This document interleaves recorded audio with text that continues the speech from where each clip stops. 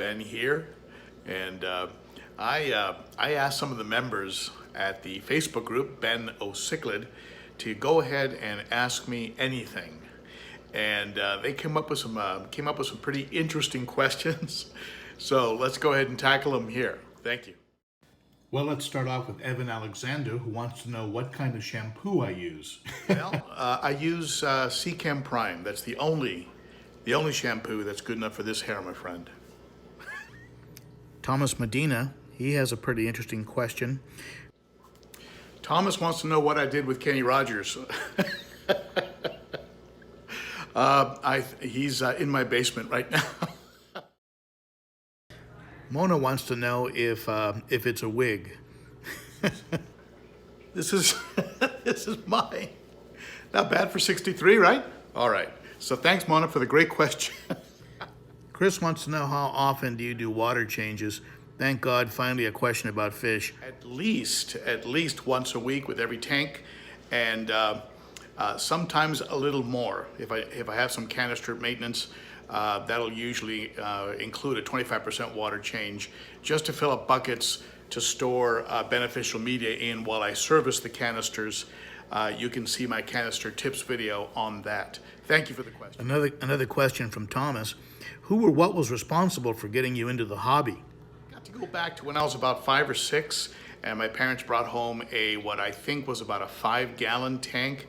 I'm talking about the thick metal frame, metal hood, had some rasaboras, some neons in it, and I became immediately fascinated and never lost the bug from that moment forward. Nathan wants to know what is your favorite African cichlid. That's a tough one. I like so many of them, but Lethrinops, Plastidechromis, the large predator haps, so many beautiful peacocks. I mean, it would be really hard for me to just select one because I like so many of them for different reasons. Certainly the Jallow Reef, the red cap is becoming a favorite of mine.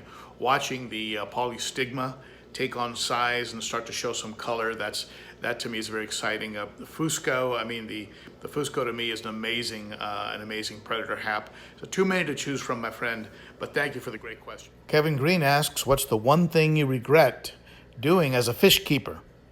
I would say 2 things. One, not quarantining some fish that I picked up locally as long as I should have, and that cost me dearly. You can see what happened in a video called "My Fish Are Dying," and the other one is a situation where I changed circumstances in a tank that was working fine. In other words, I messed with a system that was working when I shouldn't have, and I ended up causing an oxygen starvation issue due to a lack of surface agitation. Okay, I have videos on both of those incidents. Maybe you can learn from them. I certainly did. Pella asks, is the most expensive stuff always the best? Referring to the question that always comes up, SunSun versus FX6 filters. Till the end of time, SunSun versus FX6. I run them both. I can't say with complete certainty that my SunSun 704B is incredibly outperformed by the FX6. You know, I can't say one is a lot better than the other. The FX6 certainly is a sturdier, better built canister, but you're paying a heck of a lot of money for that. And then you'll always have that person that'll chime in and say, hey, listen, throw them both out and get into a sum system. So stay tuned. I have a project going in that direction too.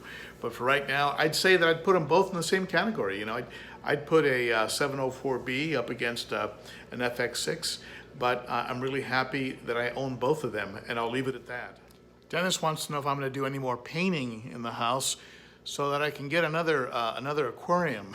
What Dennis is referring to is that I made a deal with my wife to set up this acrylic tank over here in the corner. I had to paint this wall. And so I put a few days in and painted this wall back here. And after getting that job done, my wife signed off on putting in the 100-gallon acrylic. So hey, you know, happy wife, happy life. David has a question about how often I look at my tank and do I think about it when I'm not home. and I look at it a lot. I'll sit in front of it a lot. I find it very relaxing.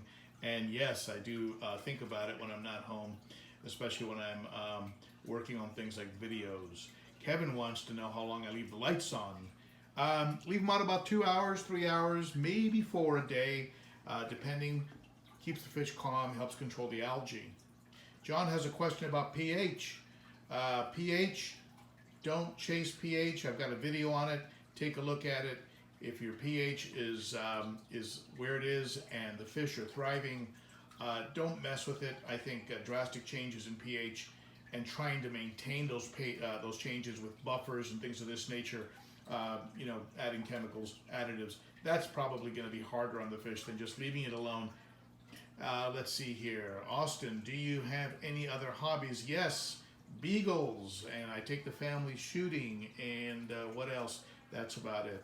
Let me see, John, what preparations do you make for fish tanks when you go on vacation? I leave exact measurements of food and, with very clear instructions. What is the best way to catch a holding female in a large Mbuna tank with an elaborate aquascape? Drain the water to 2 inches, remove all the aquascape, and put in dividers. Otherwise, my friend, you're going to get very wet and get very frustrated. Ask me how I know.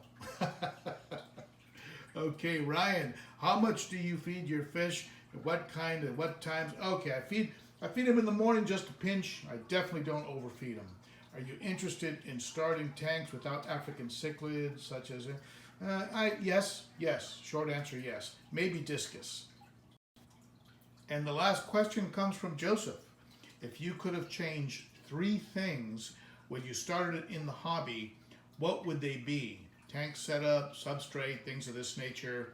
Well, if I would have changed or could have changed 3 things when I started, it would be 1. I would have started bigger. What does that mean? I would have started right off the bat with the 125 and skipped the 60. Even though I do enjoy that 60 gallon a lot, I probably would have gone right to a 125, and then from that maybe jump up to a 220 instead of the evolution that I'm taking right now. But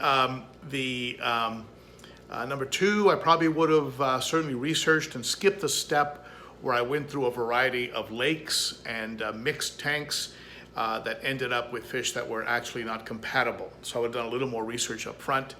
And last, I would have probably introduced a little patience into the stocking of tanks, which could have avoided some mistakes that I made. But all in all, I can't say I really have any real regrets, because everything that's occurred has contributed to the knowledge base. And so that's it. Those are the questions. Thank you so much to the members of the Ben.o.cichlid Facebook group for participating in this exercise. Thank you to you for listening, and certainly comment below, rate, share, subscribe, do what you like. Thank you so much. You are appreciated.